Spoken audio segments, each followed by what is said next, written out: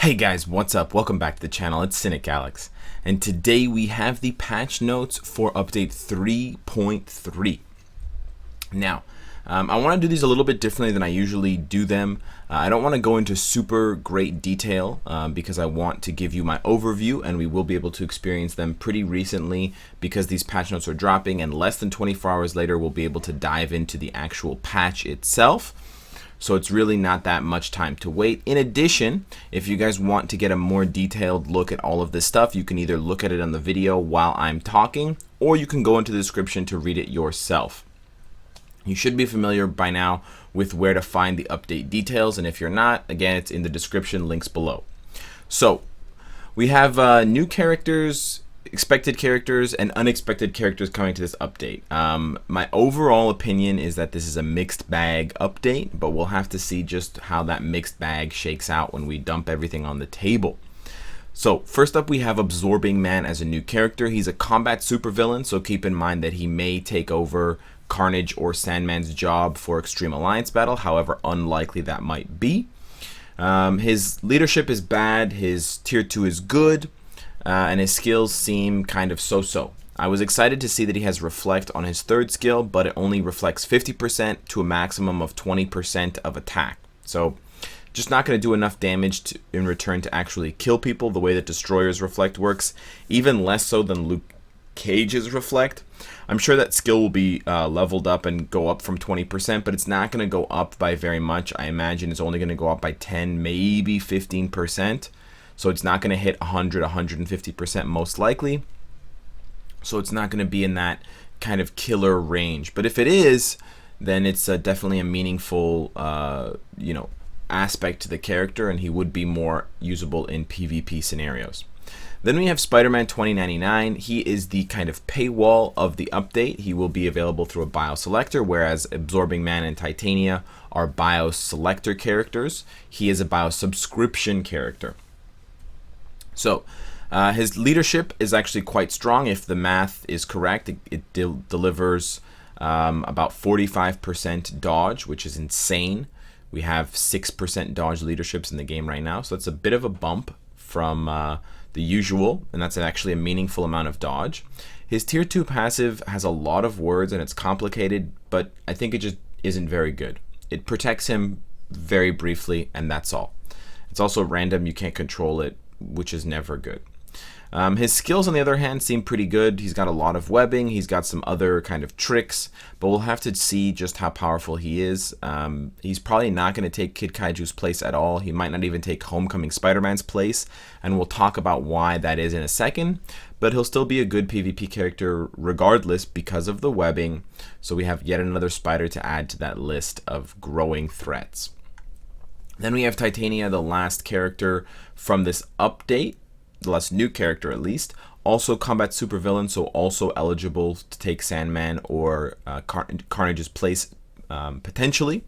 Very strong leadership, 10% physical attack if the math is right, goes up to 60%, which is insane. It probably won't be 60%, but even if it's 50, that's the best leadership in the game for physical characters all of a sudden. And it's a good thing because she's a BIOS selector character, so you will be able to obtain her without paying money. Her tier 2 passive seems pretty trash because it only activates when she gets hit, which we all know is not a very good thing. And then her 5 skills seem pretty good. She has 50% chance to be immune to all damage. She's got accumulation of damage, which then bumps her damage. She has a buff skill on her 4th, and she's got a stun on her 5th. So decent overall. We'll have to see how many iframes she has, how much AoE she has, and that will factor into whether she's just a leadership for Extreme Alliance Battle Combat Day for Carnage, or whether she can actually take his or Sandman's place. And we can see here the discussion is about Spider-Man 2099's passive skill explanation. If you have to explain the passive, it's probably not very good. So you might want to think about that when you're building it next time, Netmarble, but I don't know. We'll have to see how it works in practice, but it seems pretty kind of all flash, no substance to me. Then we get 3 new uniforms added for traditional characters. We're getting Yondu's Guardians of the Galaxy Volume 2 uniform with the Mohawk coming back. Hopefully the whistling arrow is coming back as well. It's got the same uniform bonus as his old one, but hopefully it will change his skills, give him more iframes, give him more AoE, more damage. Might bring Yondu back into the fold as a third or fourth option for Speed Alliance Battle Day, or just as a fun character. Then our reigning Speed champ Kid Kaiju is getting his Monsters Unleashed uniform finally, as we heard from Bill Roseman. 15% increase all attack, all defensive summoned characters. Pretty lackluster uniform, bonus, but that's in addition to the plus 20. So basically this uniform gives Hyvo plus 35 all attack, all defense, which is pretty insane of a bonus for him. And that will, of course, positively affect all of your, Kid Kaiju Extreme Alliance battle scores, probably to the tune of anywhere between like 20,000 points to maybe 50,000 points. I don't see it doing much more than that, but that's still a sizable chunk of your score. Then Spider-Gwen is getting a uniform, so 3 speed characters are getting uniforms, and hers, when she dodges, she gets a buff. All attack, all defense, all speed. That's pretty good. It's only for 10 seconds out of 20, so it's half the fight, but we'll have to see how many of her skills are changed, because what she's really lacking right now is both single target and group DPS. She's good on the iframes and she's good on the CC. We have to see how it goes for her in the other 2 areas. Then we're getting a new uniform for Thanos, and this is a pretty interesting one because it will be set at a different price than other uniforms. So people have already started panicking and pressing the Amber Alert over this thing costing 10,000 crystals, costing their kidney, their next child, their loved ones will have to be sacrificed to the Mad Titan. Probably won't be the case, but very powerful uniform. And in addition to the 20% all attack, all defense that it will offer at Mythic, it also gives him a 20% flat damage reduction, which is adding to an already extremely tanky character. And then it changes the randomness of his 4-star passive, Mad Titan. Now, instead of being the heal or the immunity, it's both, which is crazy. Thanos is going to become a nightmare in PvP, and you're going to need someone like Jean Grey to take him down, because otherwise you'll punch him, his invincibility will proc, his invincibility obelisk will proc, and he also has skill changes. Watch the video. Oh, I got skill changes. Then we're getting these random 3 character improvements to characters that we either desperately wanted more or didn't think we needed any for. Captain America and Black Widow are now doing damage when they use their buff skills. Great. That's cool. I don't think anyone cared about that. And then Daredevil is getting not enough. He's getting a few small buffs. Yeah, okay. He's getting a short iframe. I bet that thing is shorter than his Billy Club, if you know what I mean. And not much else. I don't even want to read this because it kind of makes me upset. I think that this is not enough. Don't change Shadowlands and also buff Daredevil without making it a meaningful buff. You guys have shown that you know exactly how to buff characters with what you did to Captain America, Black Widow, Iron Man, Spider-Man. Don't leave Matt Murdock in the dark. And then we're getting Shadowland improvements. Yay! Something that I'm actually excited about. So the Shadowland improvements, unfortunately, is only 5 levels. Not that much. But we're having some other pretty cool things that are coming to Shadowland. So there's a new type of Shadowland mode that's coming out called Entry Mode, and this basically will function exactly the same as Alliance Conquest, in that you're facing off against 2 teams of 3, and you have to set up 2 teams of 3. However, you'll be able to control your characters. So it's not random. It's just that the format in terms of fighting the teams in the same kind of setup will work. If your first team beats their first team, then your first team will face their second team. If your first team loses to their second team, then your second team will face their second team, and so on for a maximum of 3 rounds. Round 1, round 2, and then an overtime if you happen to win and lose in that specific order. In addition, as you guys can see in the bottom here, bonus reward, that little brown exclamation mark, if you use specific characters or specific team compositions when you're fighting these entry modes, you will additionally get a random reward that's shown here on this page, which is like a little bit of gold, a little bit of Nordstones, a little bit of gear up kits, just a little sprinkling of something on top of the donut, which is great. In addition, there are new rewards from floor 26 to floor 30. These two boxes, the black hand box and the red Daredevil box, are going to give away some awesome prizes, as Netmarble puts it. They've already hinted that two of the rewards that we're going to be able to get are Mcron crystals and Phoenix feathers, which, as you guys know, are very good for the X-Men. But there are also additional items, hopefully uniform upgrade kits, maybe hidden tickets, maybe some really nice stuff that we can use that we don't already get from Shadowland. So that's really cool. We're getting new item drops. We're getting more item drops and more kind of stages from Shadowland. In addition, they've also mentioned that all of the Shadowland stages are going to be reshuffled. So any of the static stages, potentially including stage 1, which is a speed relay, stage 2, which are the 3 rumbles, and then stage 21 up to 25 will change potentially. So there's no more of the stage 23 physical reflect Jessica Jones She-Hulk. That might be something totally different. That stage might just be moved. Maybe it'll be stage 15 now, or maybe it'll be stage 25. Who knows? But of course, with stage 25 moving, with Daredevil moving from stage 25 to stage 30, they had to shuffle everything else around as well. So that's interesting. They've also made a couple of other changes to the pot, or the incense burner, as they like to put it, for Rocket Raccoon stage, but it's really not that important to cover in this breakdown. Then we're getting Infinity Thanos for World Boss Ultimate. Again, World Boss Ultimate has kind of been a mixed bag as far as a game mode goes. Some people really like it, some people really hate it.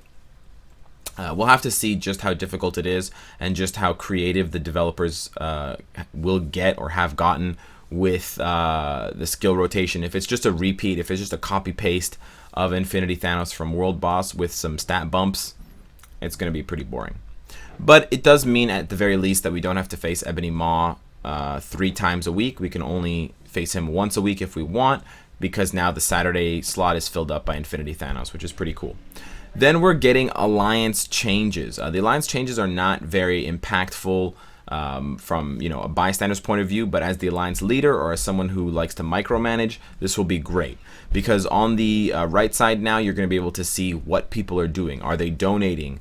Are they completing alliance challenges to affect the alliance rewards that give you energy and stuff like that?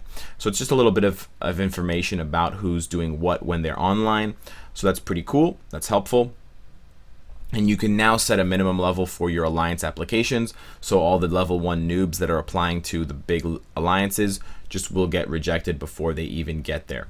In addition, when you go to the alliance achievement page, you can hit start and you'll be taken to that thing to do what it wants you to do for the daily or weekly challenge. So if you press the start on the story mission, it'll send you to the story chapters from chapter 12, so you can start selecting. And if you go to the left one and you press start, it'll take you to timeline battle to start fighting the everlasting battles between Wolverine and Spider-Man. And they're adding new alliance icons, riveting stuff. Then we're getting hero management UI improvements. So they're changing the way that the page looks. They're changing what we see currently as far as the gears being animated for each set to this kind of generic list that you then have to click through and see the more specific things for. I do like this. It looks cleaner. It's a little bit more compact, and it doesn't have things on both sides of the page. Now it only has things on one side of the page, which is cool. In addition, you'll be able to select your favorite character, and that favorite character will show up at the beginning of the kind of bar for that list, so that you can more easily access your favorite heroes, the heroes that you're working on right now, the heroes that you just want to see most often. So I think that's great. Not something we needed or knew we needed, but definitely makes the game easier and more fun for these kind of tiny aspects. And we also get new ways of reorganizing characters and kind of ranking them or sorting them. In addition, the kind of drama of the update, there's a new change, a big change to equipment. Essentially, what they're doing is they're normalizing the values, and they're kind of predictably setting up the values for attack, defense, and HP. So now you do not need to roll gear for your first 3 slots, essentially. The first slot, as you rank it up, will just be giving you more energy attack, physical attack, or all attack, depending on what your character needs. Your second gear, as you rank it up, will only be giving you all defense, and your third gear, as you rank it up, will only be giving you HP. By default, your fourth gear will be giving you ignore defense, but you will be able to re-roll that fourth gear to give you, something that you're missing if you need attack speed, if you need crit damage, if you need crit rate, if you need even more skill cooldown.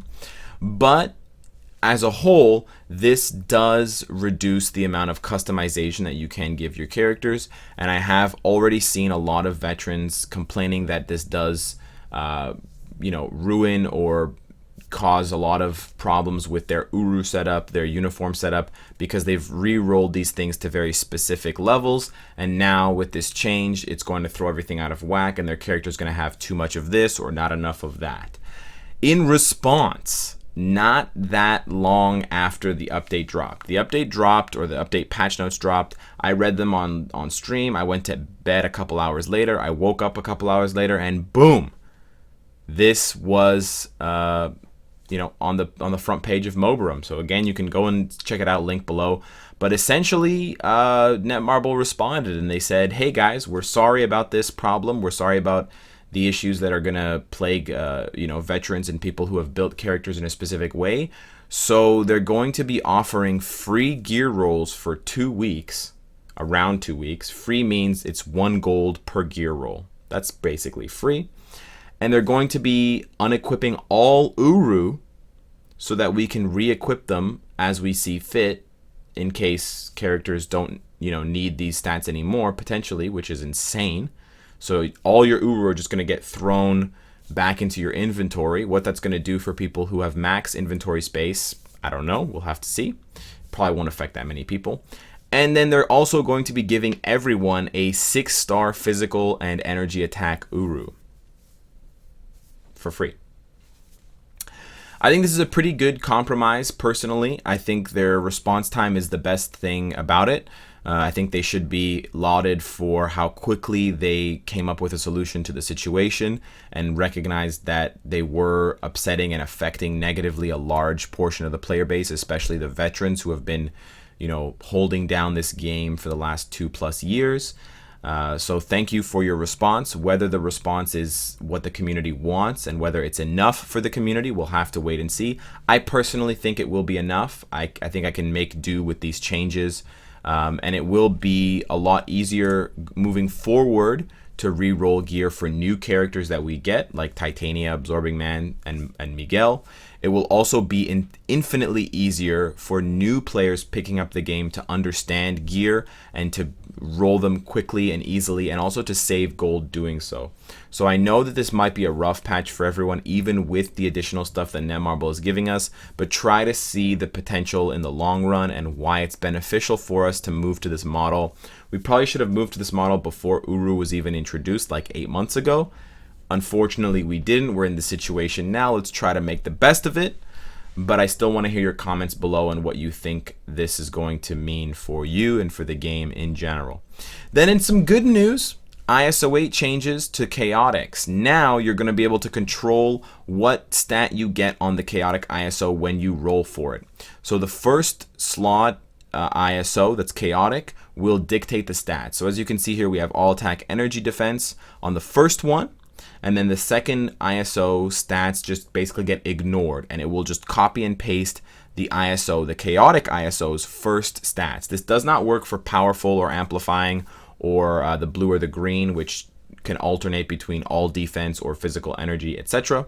Doesn't work for those. It only works for Chaotix, but Chaotix have been the most chaotic ISO as far as getting good rolls for them, and traditionally it hasn't been a good idea or a wise decision to re-roll or roll up and combine Chaotix because it's random and you can just get a crappy 6-star one and then you can't use it.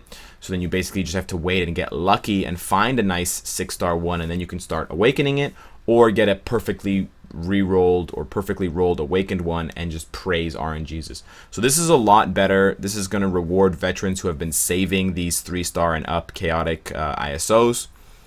Happy rolling. We're getting changes to the detailed window.